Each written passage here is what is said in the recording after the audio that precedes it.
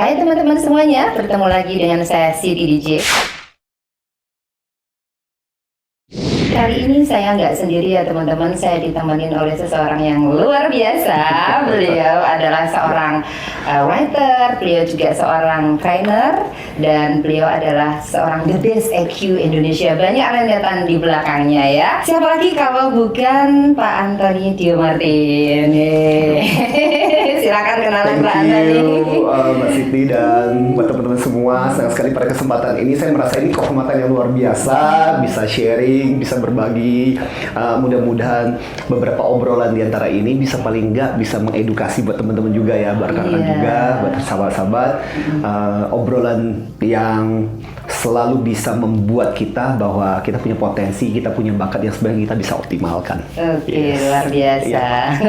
Adakah satu peristiwa atau cerita atau masa lalu yang membuat Mas Antoni ini wah ini memang EQ itu memang benar-benar membawa diri saya sampai hari ini nih bener loh, terbukti. Dan apakah EQ tersebut mungkin keilmuan di dalam yang pernah Mas Antoni ini tulis ada 4 tahapan kalau nggak salah ya. Pertama awareness, kemudian acceptance, affection, dan affirmation ya. Yes, betul. Nah itu kira-kira dalam kehidupan sehari-hari Mas Antoni itu terbukti nggak itu Mas? Gitu Mas, monggo silakan. Iya, saya mau cerita aja deh ya tentang ini, menjawab pertanyaan dari Mbak Siti yang menarik. Jadi gini, waktu kecil saya dibesarkan dengan keluarga yang sangat susah, sangat sulit ya.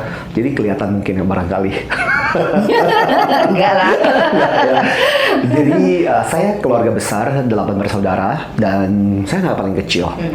Dan ini juga kisah yang kemudian membuat kenapa saya belajar bahwa emosi itu punya power, punya kekuatan yang luar biasa. Saya masih ingat waktu itu ayah saya sudah meninggal ketika saya berusia 4 tahun. Dan waktu itu kehidupan kami sangat sulit. Ibu yang kemudian berusaha untuk membesarkan kami 8 bersaudara. Ibu kerja, apapun yang bisa dilakukan sampai cuci baju dan sebagainya, jadi pembantu gitu. Dan kita sebagai anak-anak harus membantu, mau nggak mau, karena kondisi yang sangat sulit. Jualan es, jualan kerupuk itu masa kecil saya dulu. Mungkin banyak orang yang berpikir masa sih dan sebagainya, iya gitu ya. Nah, tapi buat saya yang paling menarik adalah satu kejadian yang waktu itu di rumah, beras di rumah habis. Jadi kemudian ibu saya minta untuk pergi ke salah satu saudara dengan membawa kantong beras yang isinya sudah kosong. Pergilah saya ke sana, saya ketok pintu untuk minta beras. Waktu ketika saudara kami itu buka pintu, bukannya dia kasih, tapi apa yang dilakukan adalah saya ditendang waktu itu. Bayangkan, ini saudara orangnya udah dewasa, udah tua, dan saya waktu itu baru kelas 1, kelas 2. Waktu ketika saya ditendang, itu sakitnya luar biasa. Saya ditendang, saya terlempar dari pintu rumahnya, dan itu sakit banget. Saya nangis waktu itu. Saya pulang ke rumah, dan saya nggak pernah cerita sama ibu saya apa yang terjadi hingga ketika saya kuliah. Tapi itu membuat saya benci sekali dengan saudara saya itu. Saya masih ingat waktu itu ketika dia tendang saya, dia sempat ngomong begini, dasar orang miskin. Dan itu kalimat yang dikatakan. Sakit hati, tapi jauh lebih sakit hati lagi kata-kata itu. Dan itu membuat saya merasa saya dibesarkan dengan situasi saya minder. Saya juga pernah waktu itu saya di lingkungan yang teman-teman saya pernah dikasih tahu oleh ibu saya sebenarnya ada beberapa tetangga-tetangga kami yang tidak terlalu suka kalau keluarga yang miskin itu main ke rumahnya. Jadi tapi namanya juga dasar anak-anak gitu. Mainlah saya ke rumah teman saya, dan salah satu ibunya itu mengambil baskom berisi air kencing yang sudah nggak tahu udah berapa hari nggak dicuci. Dan saya lagi main bersama dengan teman saya sih disiram seluruh tubuh saya kena. Dan itu seharian digosok, itu baunya nggak hilang-hilang. Tapi ibu saya adalah ibu yang luar biasa, selalu meneguhkan. Jadi kadang-kadang buat saya adalah itu menolong, ya, figur ibu yang support, yang memotivasi gitu. Dan sampai akhirnya kemudian itu saya besar, makanya saya besar cenderung agak minder dan sebagainya. Tapi saya berusaha untuk menutupinya dengan berbagai aktivitas dan sebagainya. Dan waktu sampai akhirnya kemudian ketika saya lulus kuliah, saya membereskan banyak hal. Makanya kenapa saya merasa bahwa psikologi itu membantu. Saya kuliah itu lebih banyak berobat jalan daripada kuliahnya. Dan nilai saya di psikologi bagus, saya merasa bukan karena saya pintar banget, tapi karena saya merasa gila ini gue banget, ini gue pelajaran gue banget gitu. Dan itu yang saya nikmati dalam pembelajaran itu sampai akhirnya ketika saya lulus, saya membereskan banyak hal termasuk urusan saya dengan saudara saya ini. Dulu saya begitu benci, sampai dari waktu SD sampai ketika saya kuliah, saya sempat menganggap bahwa saya nggak punya saudara seperti itu. Tapi kemudian kalau saya merenungkan kembali kejadian ini sudah meninggal, tapi kalau saya merenungkan kembali kejadian itu, saya merasa bahwa kadang-kadang sebuah peristiwa terjadi, mungkin ada hikmahnya yang harus kita ambil. Akhirnya sekarang ini kalau saya tarik kembali, mungkin kalau dulu saya nggak ditantang seperti itu, saya nggak bisa menjadi seperti sekarang. Makanya kadang-kadang saya seringkali bilang belajar untuk balas dendam positif. Balas dendam positif adalah balas dendam ketika kita menunjukkan kepada orang yang pernah menghina kita, melecehkan kita, mengatakan negatif kepada kita bahwa kita bisa lebih baik daripada apa yang mereka katakan. Buat saya itu balas dendam positif.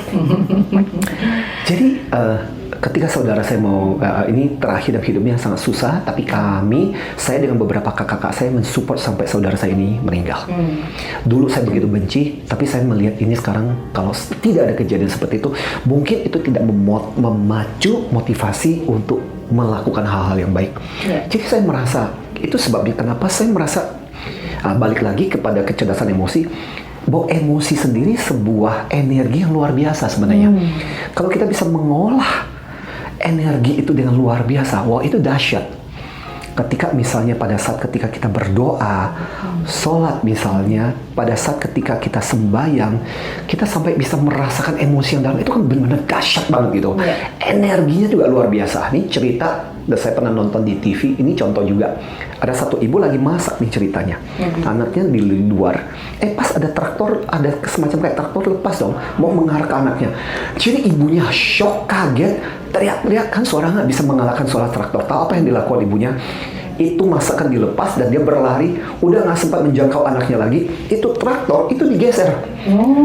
Dan itu digeser. Kayak seperti Binar Ragawati yang menggeser traktor. Dan anaknya selamat. Tapi ketika ibunya sadar, disuruh geser lagi ya kagak bisa gitu. Ini cuma salah satu contoh bagaimana energi itu luar biasa. Energi dari emosi itu sendiri kekuatan yang luar biasa. Nah kalau kita bisa mengolah, kita bisa masukkan di dalam pekerjaan kita masukkan dalam kehidupan kita sehari-hari, itu dahsyat.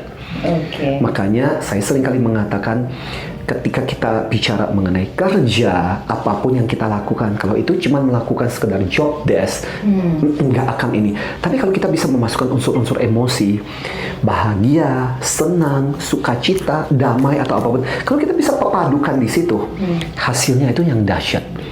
Nah disitulah kemudian saya percaya, itu yang kemudian membuat saya merasa, iya ya, kalau emosi itu sebenarnya sesuatu yang kalau kita bisa olah dengan bagus, dia menjadi anugerah dari yang di atas yang luar biasa dalam kehidupan kita, yang sebenarnya bisa mendorong kita untuk menjadi yang banyak hal. Jadi itu bisa saja kayak bahan bakar bensin gitu ya, yang akan menggerakkan diri kita. Bisa juga emosi itu disebut motivasi nggak nih Mas? Makanya sampai kita bilang begini, ada istilah namanya total formula for success. Jadi total formula for success itu mengatakan 4 C. C yang pertama adalah visi kita, jadi impian kita, cita-cita kita. Biasanya kalau kita di psikologi kan sering mau, ayo dong punya mimpi dong, ayo dong punya goal. Bagus sih, tapi kita butuh C yang kedua, imajinasi, visualisasi. Jadi membayangkan supaya otak kita katanya akan lebih gampang kalau kita bisa punya bayangan mau seperti apa. Ya, ini pelajaran psikologi juga. Punya visi, punya visualisasi, imajinasi, tapi percuma. Udah punya 2 ini kalau kita tidak punya aksi. Harus ada tindakan dong. Benar. Tapi kita mengatakan aksi kita itu akan lebih dahsyat kalau dibarengi dengan yang namanya emosi. Dan itu membuat kita nggak ada capeknya. Pak Siti, kenapa sih mau datang jauh-jauh? Kenapa sih padahal udah capek, harus ngurus ini, harus ngajar, harus ini dan sebagainya. Kok mau bikin rekaman? Rasa bahagia. Udah kalau rasa bahagia udah nggak ada capek-capeknya. Nah, ketika kita mengatakan rasa bahagia itu seperti, nah itulah unsur emosi yang membuat kita akhirnya kita bisa sanggup untuk melakukan pekerjaan. Kadang-kadang kita susah untuk menjelaskan teman-teman di LSM. Kok mau sih? Atau teman-teman misalnya contoh katakanlah pas ada acara-acara apa gitu kan. Kenapa sih sampai rela nggak tidur berhari-hari jadi panitia? Kenapa? Ya itu karena rasa bahagianya itu yang membuat akhirnya kita nggak ada capek-capeknya gitu dalam pekerjaan kita. Makanya faktor emosi kemudian seperti tadi, dia bisa menjadi sebuah motivasi luar biasa buat kita juga. Ya. Dan di dalam pekerjaan bisa saja semakin emosinya positif dan happy, maka semakin engage tentunya ya Mas ya, karena betul. Seperti dikawinkan gitu kan, menyatu dalam pekerjaannya dan akan mempengaruhi produktivitas tentunya. Persis banget, karena kadang di balik mereka yang bagus pekerjaannya pasti bukan cuma sekedar kenapa kamu lakukan, ya karena memang job desk-nya kayak begitu. Tapi ketika ditanya kenapa kamu lakukan ini, ya Pak, ini bagian dari pekerjaan saya, tapi saya juga senang kok. Saya lakukan ini, saya senang, saya bahagia. Ada sesuatu yang saya dapatkan juga, ada sesuatu yang saya merasa bahwa hidup saya itu saya suka ketika orang lain juga terinspirasi dengan apa yang saya lakukan. Misalnya, pasti orang yang kedua ini cara bekerja akan jauh lebih luar biasa dibandingkan yang orang yang pertama melakukan pekerjaannya. Makanya itu yang menjadi salah satu bagian yang penting.